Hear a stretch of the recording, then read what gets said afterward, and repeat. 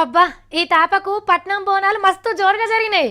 గోల్కొండ నుంచి షురువు చేస్తే లాల్ దర్వాజా దాకా నెల 15 రోజులు బోనాలే బోనాలు. అమ్మవారు కూడా నిమ్మల పడ్డట్టుంది, మంచిగానే ఆనాలు పడుతున్నాయి. ఇక ఊర్ల పంట సురువైతే బోనాల పండగలు. ఇవాళ పట్నం నడిమిట్ల మంత్రుల ఆఫీసులో జరిగిన బోనాల పండగ కూడా మస్తు సంబరంగా జరిగింది.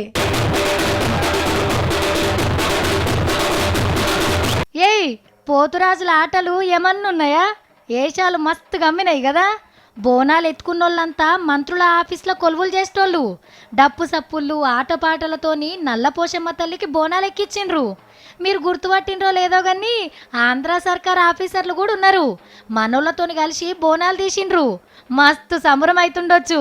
హైదరాబాద్లో ఆఖరి బోనాల పండగను మస్తు సంబరంతో చేసుకున్నారు.